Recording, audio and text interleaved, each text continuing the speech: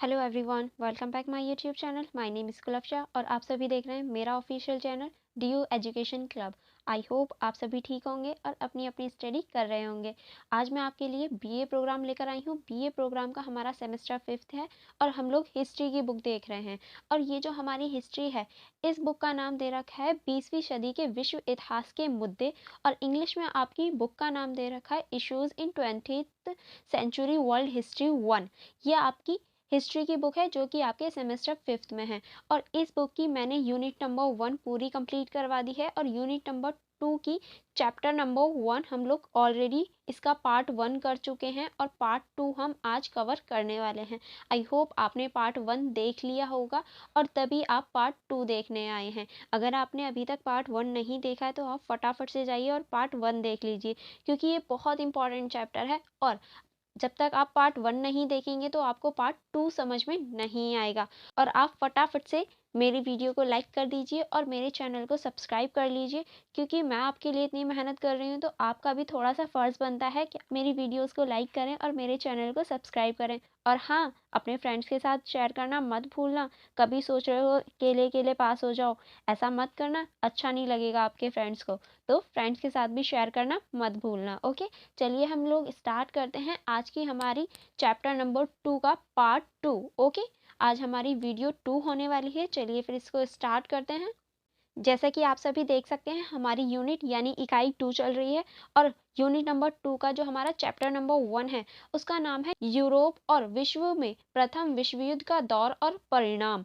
यानी हम इस चैप्टर में प्रथम विश्व युद्ध के बारे में मेनली पढ़ रहे थे कि इसके क्या क्या परिणाम हुए, क्या क्या दौर रहा, इस समय किस किस देश ने क्या क्या भूमिका निभाई। इन सभी बातों पर हम लोग चर्चा कर रहे थे, जिसमें हम वीडियो 1 में कुछ चीज़ें कवर कर चुके हैं और आज की हमारी वीडियो 2 होने वाली है। चलिए फिर जहाँ से हमने वीडियो 1 छोड़ी थी वहीं से आगे कंटिन्यू करते हैं। यहाँ तक हमारा वीडियो नंबर 1 में कंप्लीट हो गया था और यहाँ से अब हम वीडियो नंबर 2 स्टार्ट करते हैं, जिसमें सबसे पहले आपकी बुक में हेडिंग दे रखी है मानवीय जीवनों का विनाश। यानी मानव का जो जीवन है उसका कैसे विनाश होना शुरू हुआ, कैसे प्रथम विश्व युद्ध ने मानव के जीवन पर एक गहरा प्रभाव डाला। 500 दिनों से अधिक समय तक लगभग 6000 व्यक्ति प्रतिदिन मारे जाते थे। यानी 500 दिनों के अंतर अंदर ये चीज़ देखी गई कि प्रतिदिन हर एक दिन 6000 से भी ज़्यादा व्यक्ति मर रहे हैं। अब आप ही देखिए, अगर हर एक दिन 6000 से ज़्यादा व्यक्ति मरेंगे तो कितनी ज़्यादा मृत्यु हो जाएंगी, मृत्यु दर कितनी बढ़ जाएगी।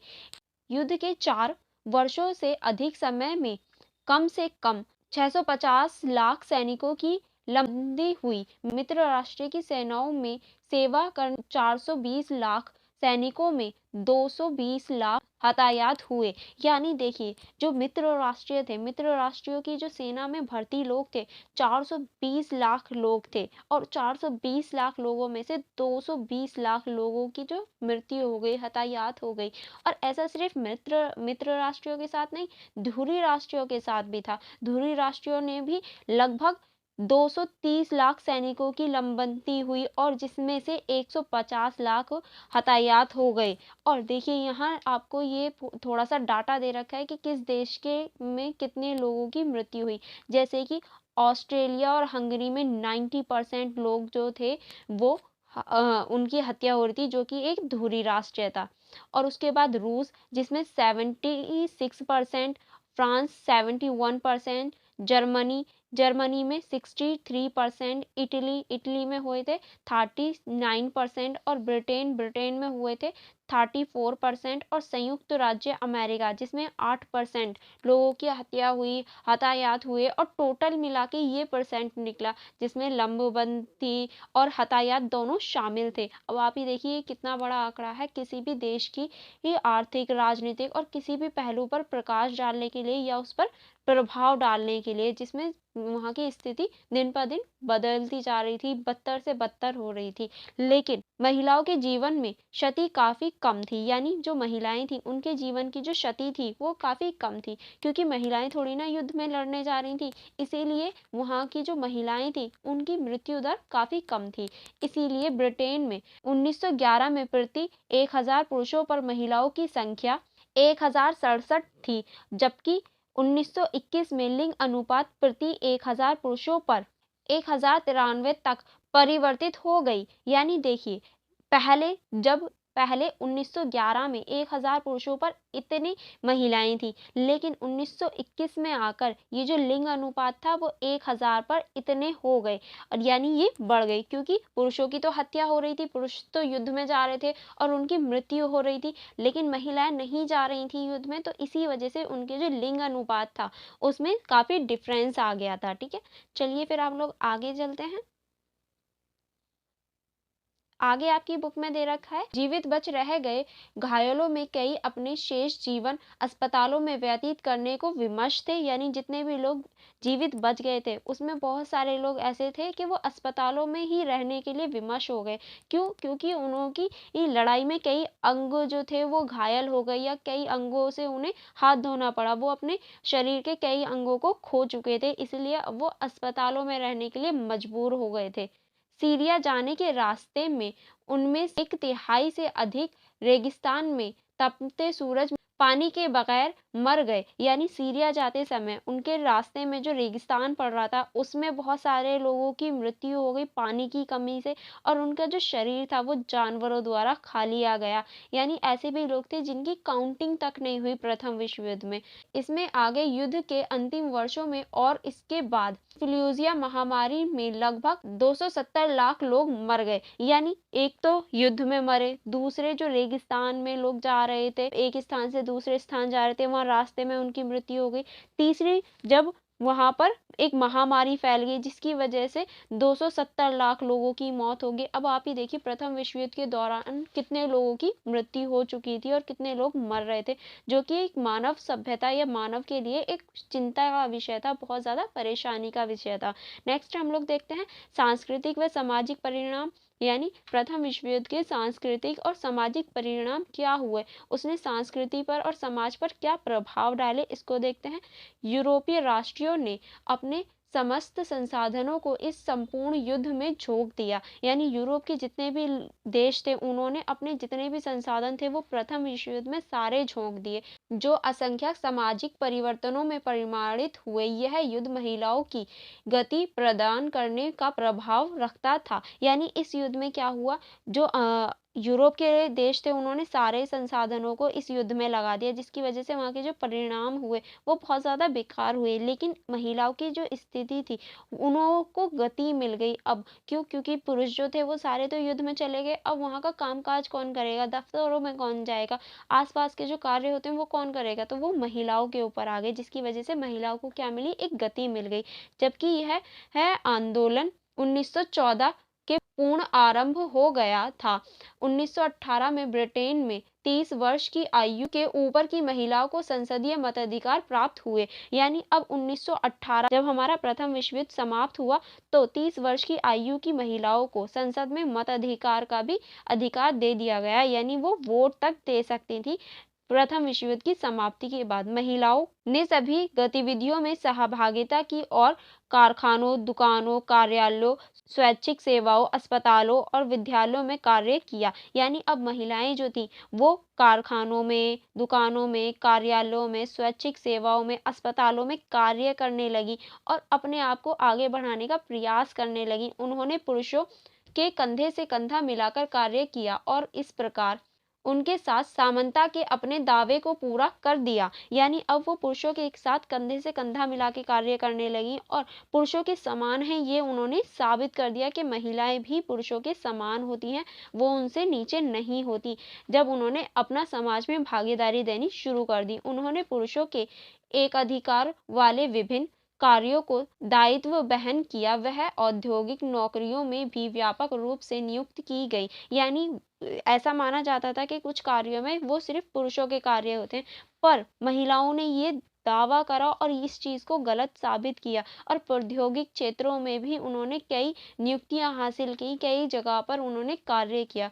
और 1918 तक जर्मनी में क्रूप सैन्य सामग्री प्रतिष्ठान की 37.6% कार्यालय स्त्री थी। यानी इस समय जो हमारी जर्मनी थी उसमें क्रूप सैन्य सामग्री की जो प्रतिष्ठानियां थी उसमें 37.6% जो कार्य कर रही थी वो महिलाएं थी, पुरुष नहीं थे, सिर्फ महिला ही कार्य कर रही थी। इंग्लैंड में महिलाओं कामगारों का अनुपात सार्वजनिक परिवहन, बैंकिंग और वाणिज्य में आश्चर्यजनक रूप से बढ़ा। यानी अब इंग्लैंड और जर्मनी था, उसमें भी महिलाओं का जो योगदान था वो आश्चर्यजनक बढ़ रहा था। जैसे कि बैंकिंग क्षेत्र में, वाणिज्यिक क्षेत्र में, इन सभी क्षेत्रों में उनका जो योगदान था वो बढ़ रहा था। ठीक है, चलिए आगे बढ़ते हैं। आगे अब आपकी बुक में दे रखा है, युद्ध ने यूरोप के सांस्कृतिक ताने बाने को नष्ट कर दिया। यानी इस युद्ध ने यूरोप के जो सांस्कृतिक ताना बाना था, जो संस्कृति थी वहाँ की, उसे पूरी तरीके से नष्ट कर दिया। यहाँ के भवनों व्यापक विनाश का कारण बने। यानी यहाँ के जो भवन वगैरह थे उन सबको नष्ट कर दिया। किसने? प्रथम विश्व युद्ध ने। और यहाँ की जो संस्कृति सभ्यता थी, सारी चीजों को नष्ट कर दिया प्रथम विश्व युद्ध ने। अब हम देखते हैं कि प्रथम विश्व युद्ध के आर्थिक प्रभाव क्या पड़े। यानी प्रथम विश्व युद्ध ने आर्थिक स्तर पर क्या प्रभाव डाले। ठीक है, चलिए फिर इसको पढ़ना स्टार्ट करते हैं। युद्ध के आर्थिक प्रभाव। एक छोर पर वो लोग थे जिन्होंने युद्ध से लाभ उठाया। यानी युद्ध में हम ये भी देख सकते हैं कि एक छोर पर तो ऐसे देश थे जो युद्ध का लाभ उठा रहे थे और अपने ये जो प्रोडक्ट थे उनको ज़्यादा से ज़्यादा सेल कर रहे थे, ज़्यादा से ज़्यादा हथियार बना रहे थे, तो उन्हें फ़ायदा हो रहा था। और दूसरी ओर वह लोग थे जिन्होंने मुद्रास्फीति के प्रभाव के अधीन पीड़ा उठाई। यानी उन्हें मुद्रास्फीति का सामना करना पड़ा। मुद्रा की जो गिरावट होती है उसको मुद्रास्फीति बोलते हैं और उसका उन्होंने सामना करना पड़ा और उन्हें के देश को बहुत ज़्यादा पीछे धकेल दिया मुद्रास्फीति ने और उन्हें बहुत ज़्यादा नुकसान का सामना करना पड़ा। मुद्रास्फीति अकेला विशालतम आर्थिक घटक था क्योंकि युद्ध की अर्थ योजना आकाश तक पहुंच गई थी। यानी मुद्रास्फीति जो था वो एक ऐसा घटक था जिसने पूरे अर्थव्यवस्था को हिलाकर रख दिया, क्योंकि ये एक ऐसा ही घटक था जिससे पूरे देश की अर्थव्यवस्था प्रभावित हो रही थी। नेक्स्ट चलते हैं। ब्रिटेन में एक पाउंड 1914 में जो कुछ खरीद सकता था, 1919 में वह उसे लगभग एक तिहाई पर आ गया। यानी 1914 में जो भी हम एक पाउंड में खरीद पा रहे थे, 1919 में आके वो एक तिहाई हिस्सा हो गया। यानी अब हम एक तिहाई चीजें खरीदने लगे एक पाउंड से। आप ही देखिए कितनी गिरावट आ गई थी पाउंड में। युद्ध के दौरान फ्रांस में कीमतें दुगनी के आसपास पहुंच गई और 1920 के दशक में यह सर्वाधिक बुरी अवस्था में आ गई। यानी अब जो थी वहाँ की जो वो दुकानें थी, वहाँ का जो माल था वो दुगनी व्यवस्था में आ गया। यानी दुगनी रेट हो गए और वहाँ की जो स्थिति थी वो बदतर से बदतर हो गई। और मुद्रास्फीति ने विभिन्न लोगों को विभिन्न रूपों में प्रभावित किया। यानी मुद्रास्फीति जो थी उसने सभी लोगों को प्रभावित किया। अगर किसी भी देश की पैसा है या जो पाउंड है वो गिरावट आएगी तो उसका तो हर किसी पर प्रभाव पड़ेगा। तो यही बात है कि मुद्रास्फीति ने हर किसी को प्रभावित किया, हर क्षेत्र को प्रभावित किया। चलिए नेक्स्ट चलते हैं। वृद्ध लोगों की पेंशन अथवा छोटे लाभांश पर जीवन यापन करने वाले मध्य वर्ग की आय लगभग उतनी ही बनी रही जबकि कीमतें दुगनी हो गईं। यानी जो जीवन यापन था और जो वृद्ध लोगों की पेंशन वगैरह होती है और जो वो मध्य वर्ग होता है उसकी जो सैलरी थी, जो जीवन यापन करने की जो पैसे होते थे उनके पास, जो उनकी कमाई होती थी वो तो उतनी ही रही, लेकिन खर्चा जो था वो दुगना हो गया क्योंकि हर चीज़ जो थी वो महंगी हो गई थी और हर चीज़ की कीमतें बढ़ गई थी। तो समाज में महंगाई बढ़ गई जिसकी वजह से और ज़्यादा सभी लोगों को परेशानियों का सामना करना पड़ा। अब हम देखेंगे कि प्रथम विश्व युद्ध के राजनीतिक प्रभाव क्या पड़े। यानी राजनीति पर इसका क्या प्रभाव पड़ा। यूरोप के लगभग सभी देशों से इसे वंशानुगत निरंकुश राजतंत्रीय व्यवस्था की जड़ें उखाड़ दी। यानी इस युद्ध ने यूरोप के लगभग सभी देशों से जो वंशानुगत राज व्यवस्था थी उसे उखाड़ फेंका। दुनिया को प्रजातंत्र के लिए सुरक्षित बनाने के लिए युद्ध घोषित हुआ। यानी अब दुनिया में जो था वो प्रजातंत्र बनने लगा, प्रजातंत्र को बढ़ावा दिया जाने लगा। ठीक है, इंग्लैंड, स्पेन, रोमानिया, ग्रीस आदि कुछ ऐसे देश थे जहां शाही को उखाड़ नहीं ही जा सका। यानी कुछ ऐसे देश अब भी बचे थे जहां से राजशाही को उखाड़ा नहीं जा सका था, जिसमें इंग्लैंड, स्पेन, रोमानिया और ग्रीस ये देश शामिल थे जहां अब भी जो था वो राजतंत्र था। इस युद्ध ने संपूर्ण विश्व में प्रजातांत्रिक भावना को प्रोत्साहित किया। यानी प्रथम विश्व युद्ध के बाद संपूर्ण विश्व में जो प्रजातंत्र होता है उसको बढ़ावा दिया और लोगों ने उसे अपनाने की कोशिश करी और उसे बढ़ावा देने की प्रयास किया। संपूर्ण युद्ध लड़ने के लिए सरकारों ने कई नई शक्तियां ग्रहण की, यानी अब जो सरकारें थी वो इस युद्ध को लड़ने के लिए नई नई शक्तियां ग्रहण कर रही थी, नई नई चीज़ों पर बल दे रही थी, जैसे कि किस तरह से हमें कौन सा बम बनाना है, किस तरह से हमें गैसों का प्रयोग करना है, इन चीज़ों पर बल दिया जा रहा था। चलिए अब हम लोग आगे बढ़ते हैं। आगे आपकी बुक में दे रखा है, प्रथम विश्व युद्ध ने प्रजातंत्र के जन्म के लिए स्थान का प्रावधान किया, जिसे विभिन्न राष्ट्रों ने द्वितीय विश्व युद्ध के दौरान और भी 10 परिणामों के साथ प्रयोग किया। यानी अब जो प्रजातंत्र था उसको बढ़ावा दिया जाने लगा, और प्रथम विश्व युद्ध के बाद जो द्वितीय विश्व युद्ध हुआ उसने भी इसे बढ़ावा दिया, और लोगों के लिए प्रजातंत्र अब ज्यादा जरूरी हो गया और उसे बढ़ाने का प्रयास भी किया जाने लगा। जर्मन में दक्षिणपंथियों ने फादरलैंड पार्टी के नाम से एक नई सार्वजनिक दल का गठन किया, जो कि वहां प्रजातंत्र को बढ़ाने का कार्य कर रही थी और वहां के लोगों की बातें सुन रही थी, ताकि वहां प्रजातंत्र को बढ़ाया जा सके और वहां के जो लोग हैं उसके लिए प्रजातंत्र को जरूरी बनाया जा सके। ठीक है, चलिए अब हम लोग आगे चलते हैं। आगे अब हमारा दे रखा है, युद्ध ने दुनिया के केंद्र यूरोप को कमजोर किया और उसे परिरेखा पर स्थित उत्तरी अमेरिका, रूस तथा एशिया को मजबूत किया। यानी युद्ध ने क्या किया, जो यूरोप था उसे तो कमजोर किया, लेकिन उत्तरी अमेरिका और रूस जैसे देशों को मजबूत कर दिया। युद्ध के बाद की अवधि ने विश्व में यूरोप की श्रेष्ठता के अंत को आरंभ किया। यानी युद्ध के बाद की जो अवधि थी, युद्ध के बाद का जो समय था, उसमें जो यूरोप की श्रेष्ठता थी, यूरोप का जो महानता थी, वो खत्म होने लगी, उसका समाप्त होने लगा। यूरोप आर्थिक और सैन्य दृष्टि से अमेरिका से मात खा गया। यानी अब यूरोप जो था वो आर्थिक और सैन्य दृष्टि दोनों से ही अमेरिका के पीछे हो गया, अमेरिका से वो मात खाने लगा, जो युद्ध के बाद विश्व शांति के रूप में उभरा। यानी जो युद्ध के बाद अमेरिका जो था वो युद्ध के बाद विश्व शक्ति के रूप में उभरा। ठीक है, सोवियत संघ पहला साम्यवादी राष्ट्र बना जो एक प्रमुख विश्व शक्ति के रूप में सामने आया, और सोवियत संघ जो था वो पहला साम्यवादी ये राज्य या साम्यवादी देश बना जो प्रथम विश्व युद्ध के बाद एक विश्व शक्ति के रूप में सामने आया था। ठीक है, आई होप आपको ये चीजें समझ में आई होंगी। चलिए आगे देखते हैं। आगे है आपका, युद्ध के पश्चातवी समय ने एशिया और अफ्रीका में आज़ादी के आंदोलनों को मजबूत होते हुए भी देखा। यानी युद्ध के बाद जो एशिया और अफ्रीका के देश थे वहाँ आज़ादी के लिए जो आंदोलन हो रहे थे उन्हें मजबूत होते हुए भी देखा, क्योंकि हमारे देश में भी तो आज़ादी के जो आंदोलन हो रहे थे वो प्रथम विश्व युद्ध के बाद ही तो होने शुरू हुए थे, तो हमारा देश में भी ऐसी चीज़ें हो रही थी प्रथम विश्व युद्ध के बाद। ठीक है, चलिए अब हम लोग आगे चलते हैं।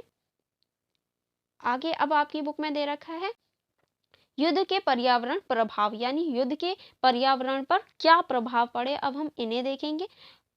पर्यावरणीय प्रभावों के संदर्भ में प्रथम विश्व युद्ध खाई युद्ध नीति के कारण हुई परिवर्तनों की वजह से सर्वाधिक विनाशकारी थे। यानी प्रथम विश्व युद्ध को हम खाई युद्ध के नाम से भी जान सकते हैं, क्योंकि प्रथम विश्व युद्ध में खाइयों को खोदकर, खाई का मतलब होता है जैसे कि कोई बड़ी सी जगह है उसमें एक बीच में इस तरह से खाई खोद देना और वहां सैनिकों को खड़ा करना, ताकि वो छुपकर हमला कर सकें दोनों साइड। तो ये जो खाई खोदी जाती थी इसकी वजह से पर्यावरण पर बहुत ज्यादा प्रभाव पड़ा था, नकारात्मक। यह युद्ध स्विट्जरलैंड की सीमा से लेकर समुद्री तट खोदी गई खाइयों में लड़ा। यानी ये जो युद्ध था वो स्विट्जरलैंड से खोदी गई उत्तरी समुद्री तट तक खोदी गई खाइयों में लड़ा गया था, जिसकी वजह से बहुत ज्यादा नुकसान हुआ था। 90 लाख से ऊपर लोग मारे गए, जिसमें अधिकतर स्पेनी फ्लू के फूट जाने के बाद हुआ फ्लू से मारे गए। यानी इसमें जो थे वो 90 लाख लोगों से ज्यादा लोग मारे गए, जिसमें इसमें स्पेनी फ्लू की वजह से भी लोग मारे गए थे। ठीक है, और इसमें बहुत ज्यादा पर्यावरण भी दूषित हो गया था उस समय, तो इसकी वजह से भी बहुत ज्यादा मृत्यु या फिर डेथ हो रही थी। खाइयों की खुदाई घास के मैदानों को रौंदने, वृक्षों और जानवरों के नाश तथा मिट्टी के मथन का कारण बनी। यानी ये जो खाइयों की खुदाई हो रही थी जिसकी वजह से वृक्षों को रौंदा गया, जानवरों को मारा गया और बहुत ज्यादा नकारात्मक पर्यावरण पर प्रभाव पड़ रहे थे। खाइयों के संजाल के विस्तार के लिए जगहों की कटाई से मिट्टी का क्षरण हुआ, मिट्टी की संरचना घातक रूप से बदल गई। यानी इस युद्ध की वजह से जो खुदाइयाँ हो रही थी, जो मिट्टी की गुणवत्ता होती है वो खत्म हो रही थी, और इन सब की वजह से जो उसकी संरचना होती है, मिट्टी की, रियल मिट्टी की जो संरचना होती है वो पूरी तरीके से बदल गई। अब वो खतरनाक वाली मिट्टी बन गई, यानी अब वो प्रदूषित मिट्टी बन गई थी इनकी सभी की वजह से। नेक्स्ट चलते हैं। नेक्स्ट आपकी बुक में दे रखा है, अब जहरीली गैसों का प्रयोग एक और विध्वंसकारी प्रभाव था। विरोधी पक्षों के सैनिकों में मारने के लिए सारी खाइयों में गैसें फैलाई गई। यानी प्रथम विश्व युद्ध में इन खाइयों को खोद के उनमें गैसें भरी जाती थी, यानी गैसों को छोड़ दिया जाता था, जिसकी वजह से जो दुश्मन सेना थी उसके जो लोग थे वो मर जाते थे। प्रथम विश्व युद्ध के दौरान प्रयुक्त गैसों में आंसू गैस, सबसे इम्पोर्टेंट आंसू गैस, एंड देन जो कि आंखों में जलन मचाने का कार्य करती थी। दूसरी थी मस्टर्ड गैस, जो कि फेफड़ों पर हमला करती थी। तीसरी थी कार्बनिक क्लोरोफाइल, जो कि बहुत ज्यादा खतरनाक थी। यही इसके उदाहरण के रूप में आप लिख सकते हैं कि इन इन गैसों का प्रयोग किया गया था। गैसें कुछ 1 लाख मौतों के कारण बनी, यानी इन गैसों की वजह से 1 लाख लोगों की मृत्यु हो गई, जिसमें सर्वाधिक कार्बनिक क्लोराइड की वजह से हुई। यानी सबसे ज्यादा खतरनाक जो थी वो कार्बनिक क्लोराइड गैस थी। युद्ध क्षेत्र प्रदूषित हुए और अधिकांश गैसें वायुमंडल में घुल गईं। यानी युद्ध क्षेत्र तो प्रदूषित हुए ही हुए जहां युद्ध हो रहा था, और ये जो गैसें थी ये वायुमंडल में जाकर मिल गईं। जो हम लोग गोला बारूद का प्रयोग कर रहे थे, विस्फोट कर रहे थे, इन सब से भी पर्यावरण पर प्रभाव पड़ा। नेक्स्ट आपका 1925 में अधिकांश युद्ध प्रतिभागों ने गैस आधारित रासायनिक हथियारों के प्रयोग को प्रतिबंधित करने वाली संधियों पर हस्ताक्षर किए। यानी इसका मतलब 1925 आते आते ही देशों को पता चल गया कि अगर हम इसी तरीके से लड़ते रहे, इसी तरीके से रासायनिक गैसों का प्रयोग करते रहे, तो हमारी पृथ्वी जल्दी ही नष्ट हो जाएगी। इसलिए उन्होंने इसे रोकने के लिए कुछ संधियों पर हस्ताक्षर किए, ताकि रासायनिक गैसों का प्रयोग ना किया जाए, और अपने पर्यावरण को बचाने के लिए उन्होंने एक कदम बढ़ाने का प्रयास किया। नेक्स्ट आता है हमारा शांति समझौते। प्रथम विश्व युद्ध प्रांत मित्र राष्ट्रों ने धुरी राष्ट्रों पर शांति समझौतों की श्रृंखला थोप दी। यानी प्रथम विश्व युद्ध के बाद जो मित्र राष्ट्र जो जीते थे, उन्होंने धुरी राष्ट्रों पर जो शांति समझौतों की लिस्ट थी वो एक तरह से थोप दी, जिसमें पहली जो संधि थी वो थी 1919 की वसाई की संधि, जिस पर हस्ताक्षर करने के लिए जर्मनी को अवरोध की अधीन रखा गया। यानी जर्मनी पर एक प्रेशर बनाया गया कि वो वसाई की संधि पर हस्ताक्षर कर दे। और इस संधि के अंतर्गत कहा गया कि जो जर्मनी को युद्ध के लिए उत्तरदायी ठहराया गया, जर्मनी से प्रभुत्व युद्ध क्षतिपूर्ति के भुगतान एवं विजेताओं को पुरस्कार स्वरूप इलाके दिए जाने के लिए अपेक्षा की गई। यानी एक तो जर्मनी को पूरे युद्ध उत्तरदायित्व माना गया कि जर्मनी की वजह से ही ये युद्ध हुआ है, प्रथम विश्व युद्ध, और जितना भी खर्चा युद्ध में हुआ था उसे जर्मनी को ही लौटाना होगा। यानी जर्मनी उसका भुगतान करेगा। इस चीज पर वसाई की संधि में इस पर प्रभाव डाला गया, और ये कहा गया कि जो जीते हैं मित्र राष्ट्र के देश, उन्हें पुरस्कार दिया जाना चाहिए। जो तुम्हारे पास इलाके हैं उन्हें पुरस्कार में उन्हें दे दिए जाने चाहिए। और वसाई की संधि ने जर्मनी में प्रभुत्व कड़वाहट पैदा की, जिसकी ये राष्ट्रवादी आंदोलन, विशेषतः नाजियों ने भरपूर शोषण किया। यानी इसकी वसाई की संधि की वजह से वहाँ जो जर्मनी थी उसमें ये बहुत ज़्यादा कड़वाहट पैदा हो गई और राष्ट्रीय आंदोलन होने लगे, और जो नाजी लोग थे उन्होंने भरपूर इसका शोषण किया। और इसी की वजह से माना जाता है कि द्वितीय विश्व युद्ध भी हुआ, क्योंकि अब नाजीवादियों का उदय होने लगा था जर्मनी में, जो कि एक बहुत गलत बात थी। और इसी की वजह से हम द्वितीय विश्व युद्ध भी देखेंगे आगे चल के। इस संधि ने जर्मनी इतिहास में सबसे बुरे आर्थिक पतन में से एक योगदान किया, जिसे 1920 के दशक की विद्युत गति मुद्रास्फीति कहा जाता है। यानी इसकी वजह से जो जर्मनी का इतिहास था उसने एक बहुत बुरी आर्थिक स्थिति देखी, जिसे मुद्रास्फीति के नाम से भी जाना जाता है। 1920 में स्प्रेंग्स की संधि, एक और संधि हुई थी 1920 में। इसके अंतर्गत ऑटोमन साम्राज्य का विभाजन हुआ। इसके बाद जो ऑस्ट्रिया और हंगरी थी उसे अधिकांश जातीय आधार पर विभाजित कर दिया गया। यानी इनका भी विभाजन जातीय आधार पर कर दिया गया। अब नेक्स्ट टॉपिक आपकी बुक में दे रखा है नई अंतर्राष्ट्रीय संस्था, यानी नई अंतर्राष्ट्रीय संस्था के बारे में देखेंगे। राष्ट्रीय संघ, लीग ऑफ नेशन की स्थापना हुई।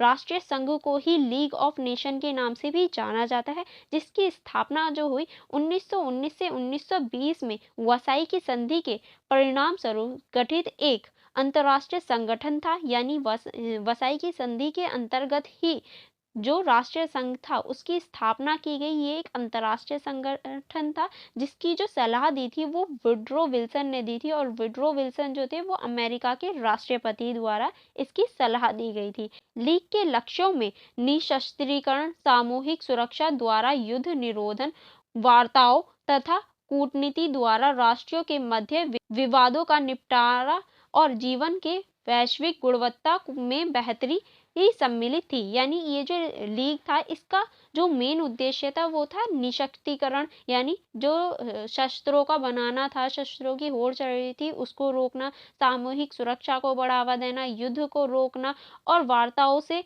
बात करना, यानी वार्ताएं करना, जो वो नीतियाँ थी उनसे बात करना, युद्ध ना करना, इन सब पर ध्यान देना, कूटनीतिक नीतियाँ बनाना और सबके मध्य एक विवाद जो था उसको खत्म करना, यही सारे कार्य थे किसके? राष्ट्र संघ के। ठीक, अब आगे चलते हैं।